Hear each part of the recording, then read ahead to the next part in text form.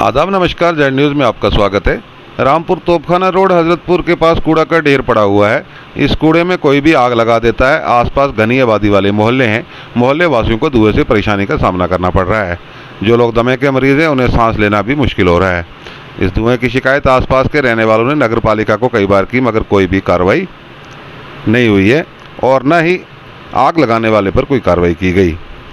मामून शाह खान ने मांग की है कि यहाँ से कूड़ा हटवाया जाए ताकि यहाँ के लोग चैन की सांस ले सकें। आगे देखिए रामपुर से हमारे bureau chief doctor Nasir Suri के साथ कैमरामैन फ़हीम रज़ा की रिपोर्ट। जी मामून भाई, क्या मामला है? तोपखाने पर आए हैं हजरतपुर। ये तोपखाना हजरतपुर जगह है। ये यहाँ पर कूड़ा बहुत ज़माने से पड़ रहा है और कूड़ा पड़ता है, लेकिन उसके बाद ये कूड़ा जलता है और जलने के बाद जब धुआं उठता है तो इससे आसपास के लोगों को परेशानी होती है। फिर शहर में ये धुआं जाता है।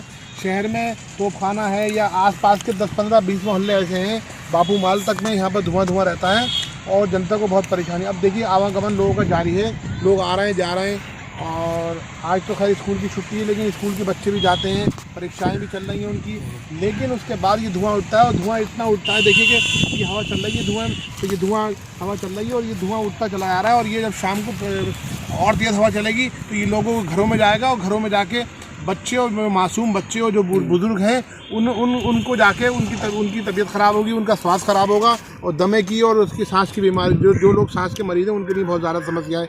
मेरी मांग है कि यहाँ से कूड़ा बिल्कुल हटवाया जाए और धुएं में जो इसने आग लगाई है उसके खिलाफ कार्रवाई की जाए और धुआं बिल्कुल ख़त्म कराया जाए। मैं माने ईओ नगर पालिका जी से भी कहना चाहता हूँ कि इस काम को जल्द से जल्द कराएं, क्योंकि ये जनता के हित का काम है और इससे जनता को ज़्यादा नुकसान हो रहा है धुएँ की वजह से।